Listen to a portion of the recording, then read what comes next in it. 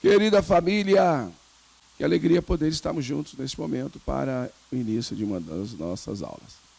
Você que já chegou aí, então prepare o seu caderno, sua caneta e bora aprendermos um pouco mais a palavra de Deus. Se organize aí, curso online ele é um pouco mais delicado e precisa ser um pouco mais rápido.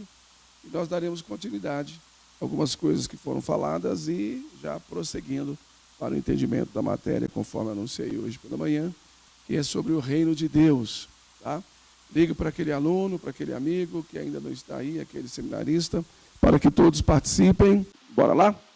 Então falaremos, conforme anunciado, sobre o reino de Deus. Vamos à tela. E o reino de Deus está próximo. A Bíblia nos diz no Evangelho de Marcos, pega a sua Bíblia e vamos lá.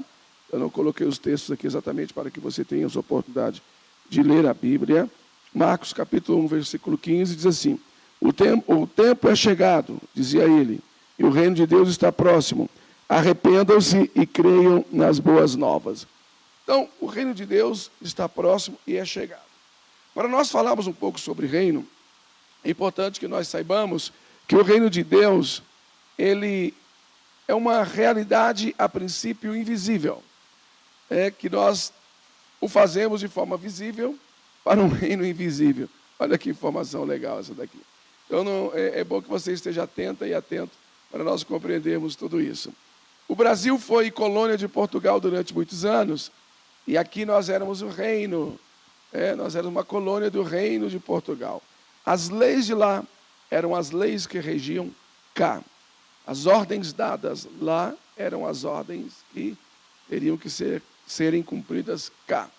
Então, é importante que nós nos lembremos disso para entendermos um pouco a ideia de um reino. Deus chama a nação de Israel, Deus dá a eles a oportunidade de ensinar o mundo e a missão também. E enquanto o reinado, Davi, Salomão, Saul, eles precisariam mostrar aqui um pouquinho da ideia do que é reino de Deus, que o Senhor queria mostrar para eles, para que eles pudessem executar e, através da execução, ensinar ao mundo o que era reino. Falhar em algumas questões, acertar em outras. Vamos seguir. Jesus, na sua oração do Pai Nosso, que é universal, nos ensinou assim: venha o teu reino, seja feita a tua vontade, assim na terra como no céu. Então o reino já existe lá. Deus queria uma réplica daqui, de lá, aqui, para mostrar aqui um pouco do que será lá. Tanto é que ele não pede para que nós oremos para sair do mundo, para estar com ele. Tem crente que tem uma pressa de arrebatamento. Não, ele pede que oremos assim: seja feita a tua vontade, que venha o teu reino, que nós possamos viver as benesses do reino de lá, aqui. É plenamente possível. Ok? Sigamos. O que é reino de Deus? Jesus iniciou o seu ministério e o reino de Deus é chegado, falando lá em Marcos 1,15, onde nós lemos: se ele é chegado, então era ele quem estava trazendo o reino de Deus? Sim, daqui a colar, Deus usava um profeta, Deus dava uma visão, falando sobre o reino. O Messias prometido, o nosso Mashiach, o Cristo, ele veio exatamente para trazer a consolidação máxima desse reino e inaugurar aqui na terra, efetivamente, todas as promessas feitas sobre o reino a ele, que era o príncipe a ser enviado e que é o nosso rei. Então ele veio inaugurar esse tempo de transição, de uma compreensão maior, de um equilíbrio, para que nós pudéssemos compreender melhor o reino. Por isso que ele vai dizer que é chegado. Então a frase o reino de Deus, ou o reino dos céus, é mencionado 170 vezes no Evangelho. E outros textos adicionais que falam o reino. Uma coisa muito importante, é bom ser dita agora: reino de Deus e reino dos céus é a mesma coisa. Não está falando de duas coisas. Você vai encontrar um tanto de gente aí dizendo que o reino dos céus está falando do reino celeste. O reino de Deus está falando do reino terrestre, da terra. Não, gente. Os hebreus, eles evitam falar a palavra céus. Hashamai, os céus. é verdade? Porque eles têm uma outra compreensão. Então, quando fala reino, é um trocadilho. E quando fala o reino de Deus, o reino dos céus, está se referindo ao mesmo reino. Depois você pode até se aprofundar nisso, tá? Perdão. Uma coisa que eu quero deixar muito claro para vocês é que a Bíblia fala 170 vezes sobre o reino de Deus nos evangelhos. E fala no máximo 3, 4 vezes, salvo engano, um pouquinho mais, sobre igreja. Então ela fala muito mais sobre o reino do que a igreja. E nós estamos muito mais apegados à igreja do que a reino. Porque o sentimento da religiosidade, ele impregna de tal forma na nossa mente, que nós nos esquecemos que precisamos ser o reino. A igreja é um braço do reino, por assim dizer. A igreja poderá ser, se ela cumprir, uma extensão do reino. Entendeu? Cada um de nós, eu e você, somos uma extensão individualmente do reino. Coletivamente, poderemos ser uma extensão coletivamente, desde que cumpramos os mandamentos a respeito do reino. O que mais? Jesus claramente edifica seu ministério baseado no reino de Deus.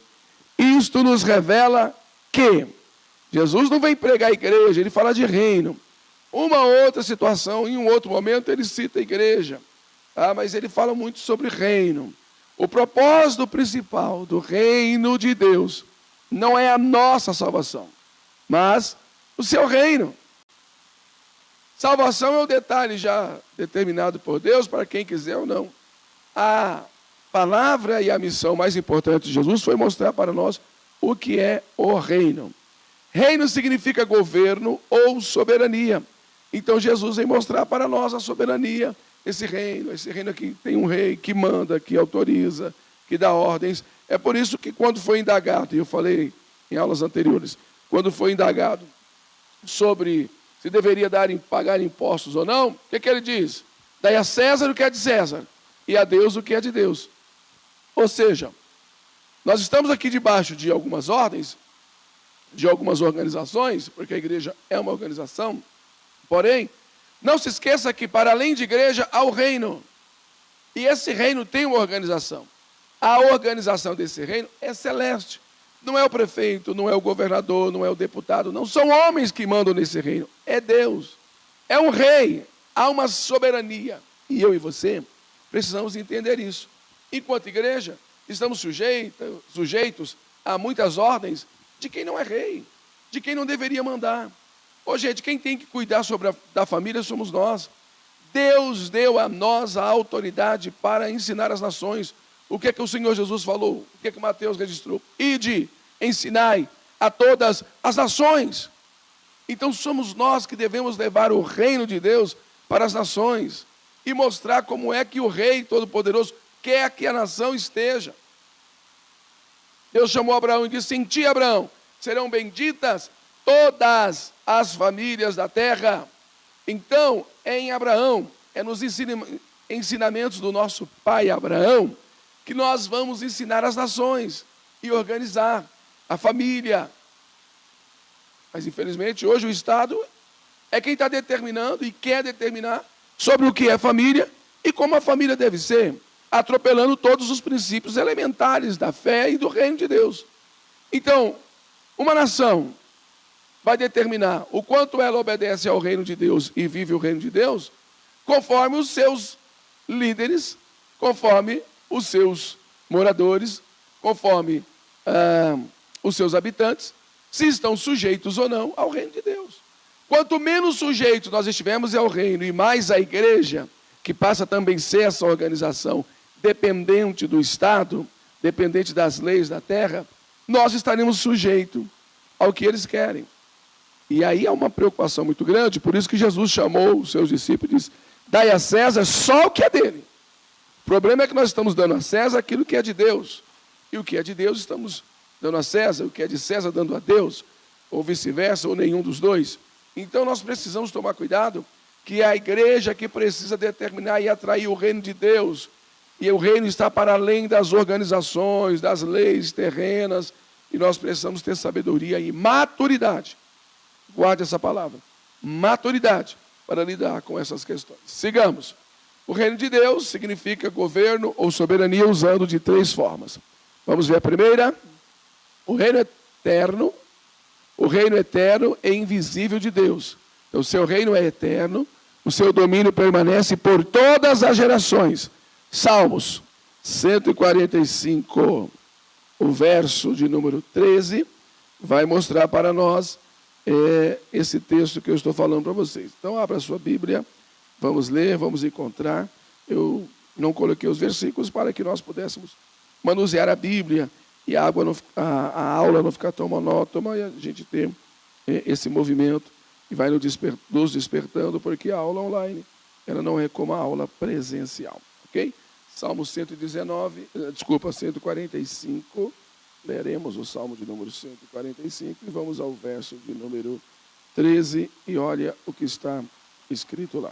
Diz assim, as sagradas letras: os olhos de todos estão voltados para ti, e tu lhes dás o alimento no tempo. Uau, que texto poderoso. Isso é maravilhoso, gente. Os olhos de todos estão voltados para ti, e tu lhes dás o alimento em tempo devido.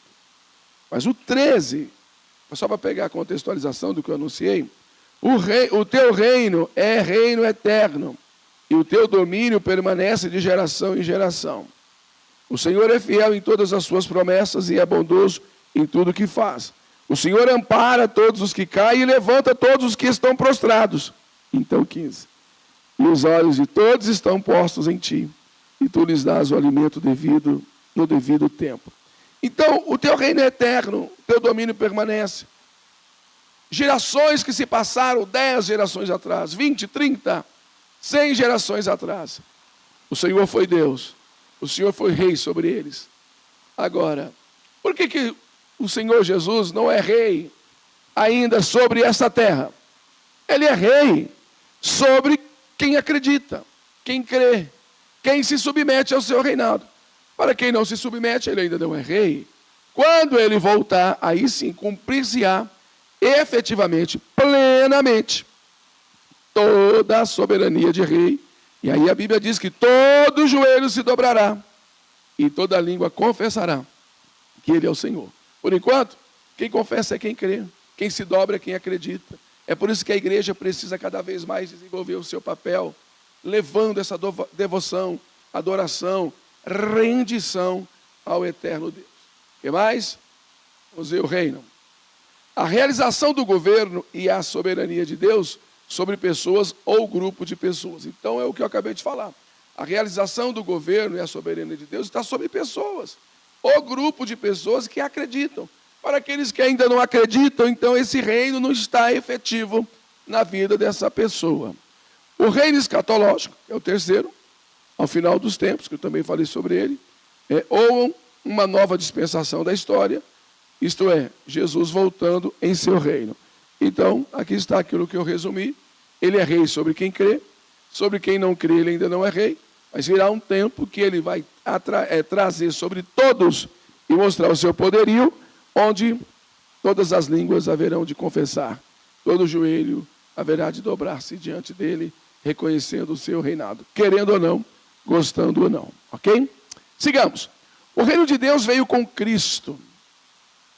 Claro que já existia, eu falei para vocês, daqui a colar os profetas falavam, vaticinavam, eles percebiam, entendiam, alguns entenderam, outros não. Agora, a plenitude, o equilíbrio de tudo isso veio com Jesus, né? Veio com o Senhor. Tá? Ele veio trazer o equilíbrio, por isso que ele não veio cancelar a lei, ele não veio anular, ele veio trazer o equilíbrio da lei. Sigamos. O reino de Deus veio com Cristo e tem se expandido ao longo do tempo. O reino de Deus está aqui, agora. E o reino virá no futuro. O reino era, e está, e vai vir. Então, é atemporal, é o que eu já falei para você. Ele já era, ele há de vir. Porque se Deus existe e existe em o reino existe. Ao longo do tempo, ele tentou mostrar isso. A história dos nossos pais, Adão e Eva, é a tentativa de Deus mostrar para o homem, que o homem entenda o que é o reino, para que ele possa ter o desejo e a vontade de viver nesse reino. E nós podemos vivê-lo aqui. Nós vamos ver Lucas 1:13. Olha o que diz esse texto. Ele é muito conhecido. A história providencial demonstra que o reino de Deus está avançando nos últimos 2 séculos. Olha o que diz Lucas 1:33. Nós vamos ler, abra a sua Bíblia. Vamos procurar o Evangelho de Lucas. Todos juntos faremos a leitura do capítulo 1 e o versículo de número 33. Não é 33, é 33. Diz assim: e ele reinará para sempre sobre o seu povo de Jacó. Seu reino jamais terá fim. Uau! Quando ele se manifestar, quando ele vir efetivamente e se instalar sobre este mundo, sobre essa terra, este reino jamais terá fim. Informações de um anjo, informações celestes a uma família falando sobre o reino de Deus. Sigamos. O rei do reino. Bom, se tem um rei, precisa ter um rei. Se tem um reino, precisa ter um rei. Se tem um rei, precisa haver um reino. Não existe rei sem reino, reino sem rei. Olha o que diz. Nosso Senhor Jesus Cristo, Ele é bendito e único soberano, o Rei dos reis e Senhor dos senhores. 1 Timóteo capítulo 6. Vamos ler. 1 Timóteo capítulo 6 vai nos informar sobre isso que estamos a falar. 1 Timóteo capítulo 6. Diz assim, o versículo é o 14 e o 15. Olha o que o apóstolo Paulo escreve. Guarde este mandamento imaculado e irrepreensível até a manifestação de nosso Senhor Jesus Cristo, a qual Deus fará se cumprir no devido tempo. Ele é o bendito e único, soberano, Rei dos reis e Senhor dos senhores. Que coisa poderosa, que coisa maravilhosa. Isso é uma pancada no mundo espiritual. Isso arrebenta com as forças das trevas, porque Paulo anuncia efetivamente que ele é o Todo-Poderoso, o Rei dos reis e o Senhor dos senhores. E a seu tempo ele vai se manifestar. Para mim, ele já se manifestou. Para você, já chegou o tempo. Para muitos outros já chegaram o tempo. Agora, efetivamente, eu não sei se nós estaremos aqui ou já estaremos no corpo incorruptível com ele na eternidade. Isso acontecerá em momentos escatológicos.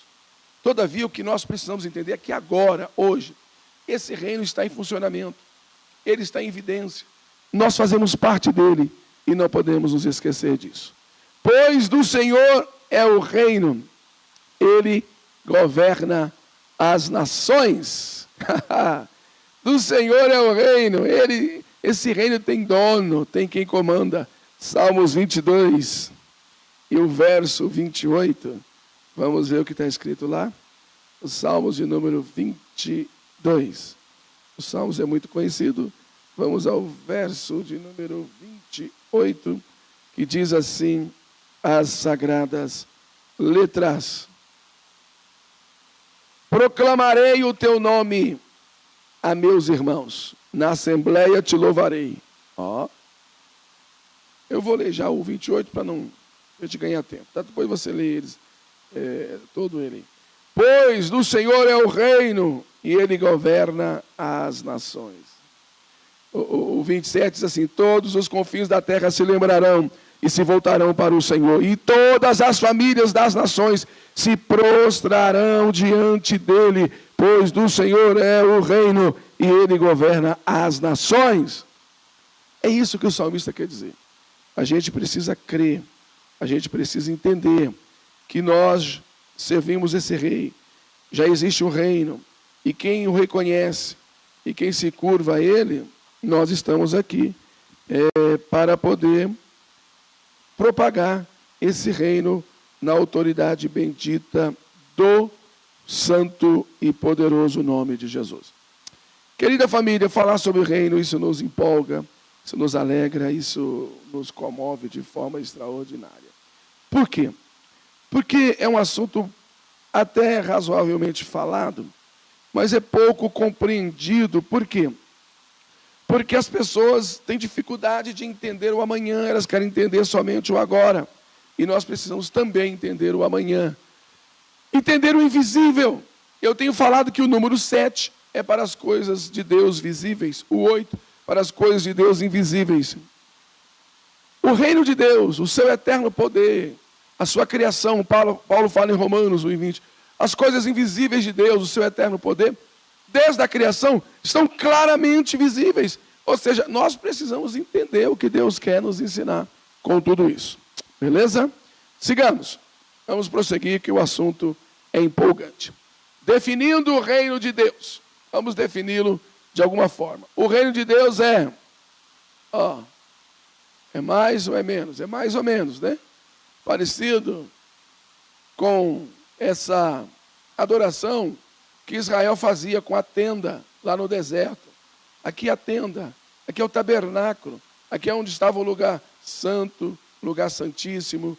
Aqui era o caminho que o sacerdote fazia. Pegava o animal, queimava aqui nessa fogueira.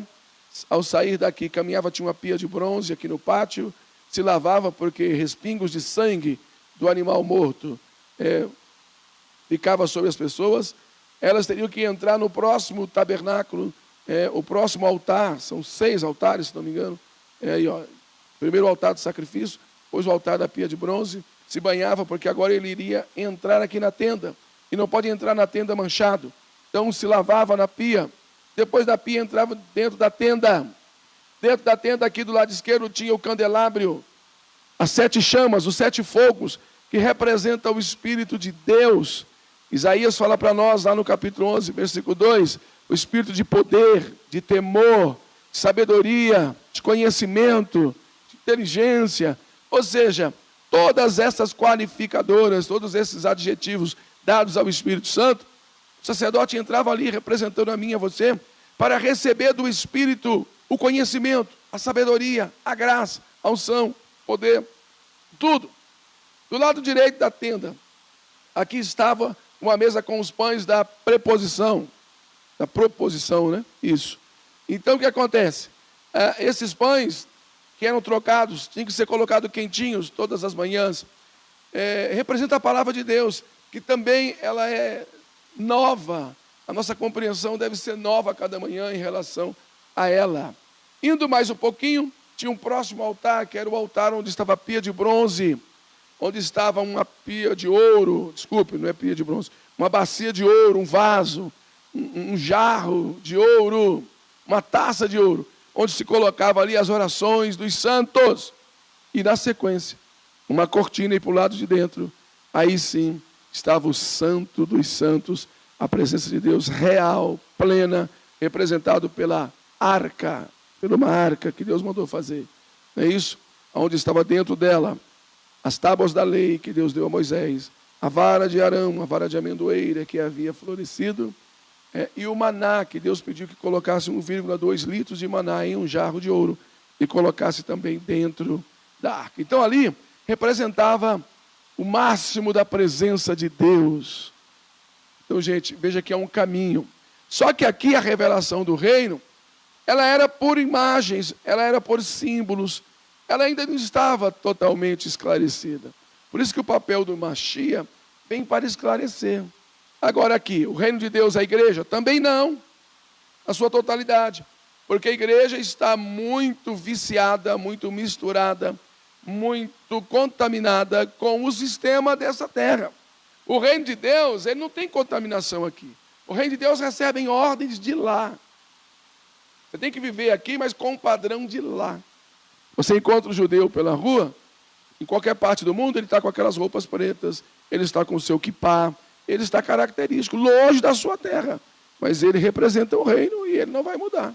Ele guarda o Shabat, ele celebra as festas, ele tem a alimentação é kasher, não é isso? Não come nada que não seja kasher, puro, conforme a lista dos animais puros, lá em Levítico e também em Deuteronômio. Ou seja, Ele é um representante do reino e ele vive conforme o reino, gente. Então, isso é muito importante. Isso é um sinal que nós estamos aqui, mas não somos daqui, somos de lá e precisamos viver os benefícios de lá e o estilo de vida de lá aqui. Na bondade, na compaixão, na entrega, na doação. Sabe, irmãos, a generosidade é uma marca explícita do reino de Deus. E nós procrastinamos tanto em viver esse reino. O reino, a procrastinação não é algo do amanhã. Algo do amanhã é ansiedade. Quando eu fico ansioso, esperando algo do amanhã e querendo conviver, entender como será o amanhã ou conviver com coisas do amanhã, isso é ansiedade. Mas também, quando eu fico preso e querendo viver coisas do meu passado, isso aí já gera uma depressão. Porque eu não consigo trazer o meu passado de volta. Então isso me deprime. Depressão está ligada ao passado. Procrastinação está ligada ao presente. E a ansiedade está ligada ao futuro. O detalhe é que a gente já acorda. Por que é que muitos não vivem o reino? Perdão. Deixa eu tomar uma aguinha aqui enquanto você pensa. Por que é que muitos não conseguem viver o reino aqui? Porque ele já acorda gastando a sua energia com o que passou. Com algo de ontem. Do que foi lá atrás, gente. Ele gasta sua energia com dores, com marcas, com frustrações, com o que ele foi, com o que ele não foi. Ele nem lá está mais e nem consegue voltar lá. E ele gasta um monte de energia lá. Quando não, ele fica preocupado com o que vai ser amanhã. Como que eu vou resolver os problemas do amanhã? E o hoje, que efetivamente é o momento que existe, ele começa a procrastinar.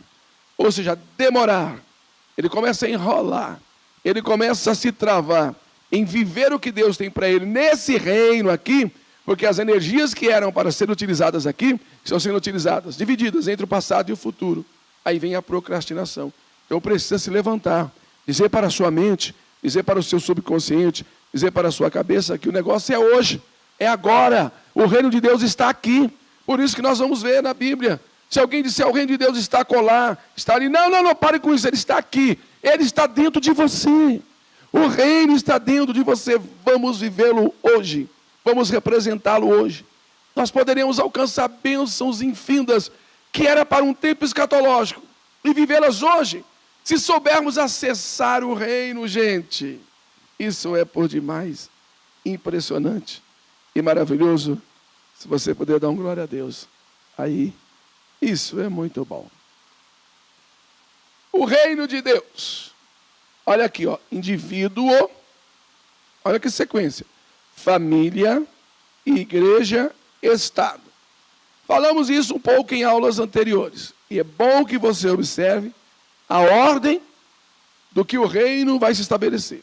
Então o reino se estabelece em primeiro lugar em mim, em você, indivíduo, nós. Nós é que estabelecemos o reino de Deus em primeiro lugar. Ele precisa, em primeira instância, estar em nós. Em primeiro lugar, o reino de Deus precisa estar na minha vida.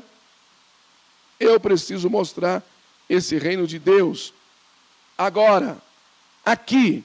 Porque senão, gente, eu não vou conseguir amanhã fazer isso, porque eu nem sei se vivo estarei. Eu não vou conseguir ontem, porque o ontem já passou, e eu não dou conta de tratar alguma coisa relacionada ao ontem. Eu preciso do hoje, do aqui, do agora. O reino de Deus está dentro de mim agora. Tá? Então, eu, indivíduo, preciso entender isso. Eu não posso esperar isso do Estado. Eu não posso esperar isso do governo.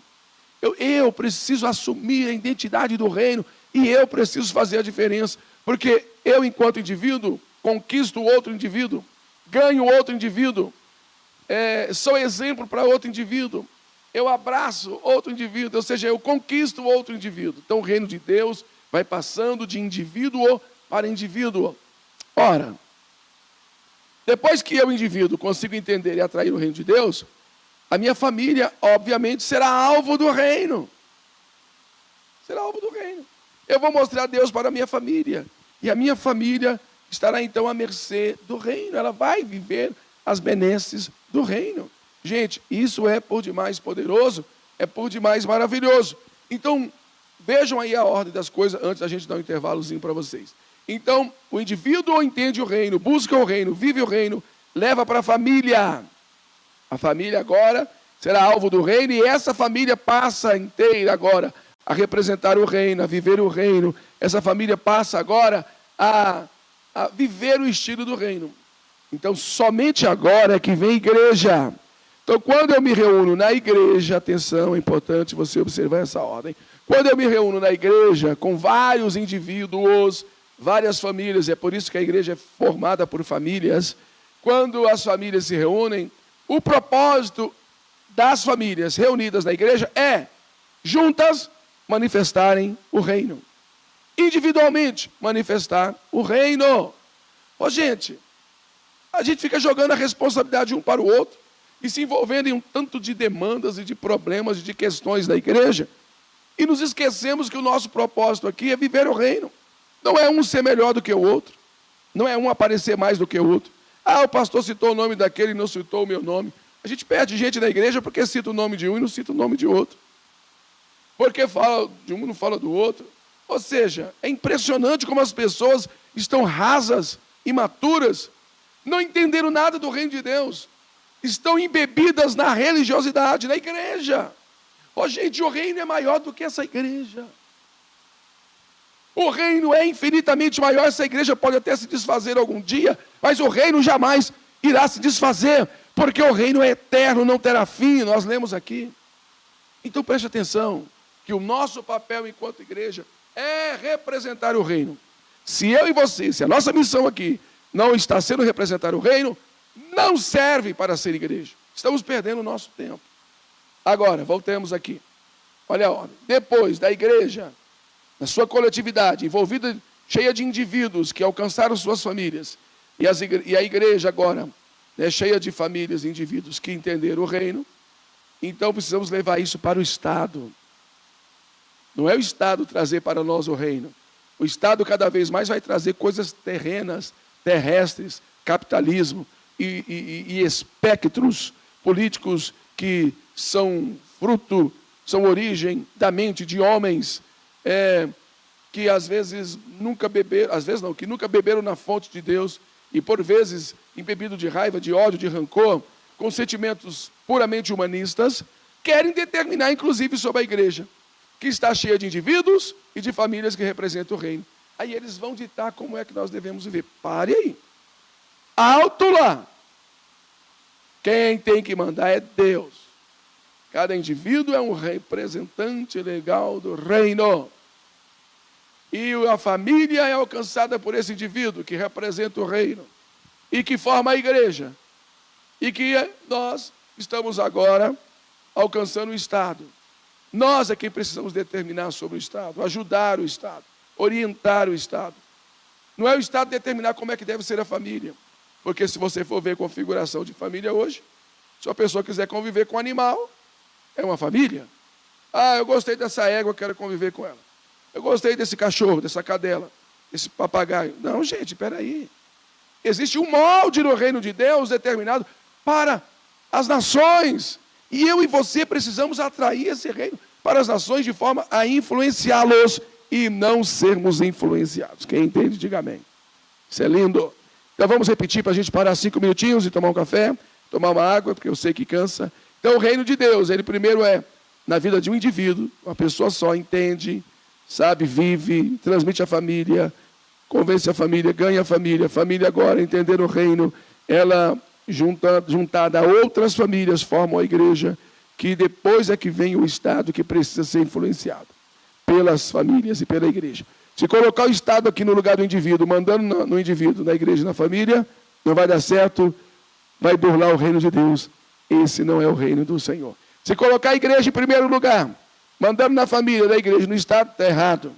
Se colocar a família em primeiro lugar, está errado. Então é um indivíduo, Deus chamou cada um individualmente, que vai formar uma família, que vai fazer parte de uma igreja, que vai viver em um Estado. Gente, isso é maravilhoso. Tá? Não mude as regras. Tem gente que fala, primeiro lugar é a igreja. Não. Presta atenção, a família é a sua primeira igreja. Tá bom?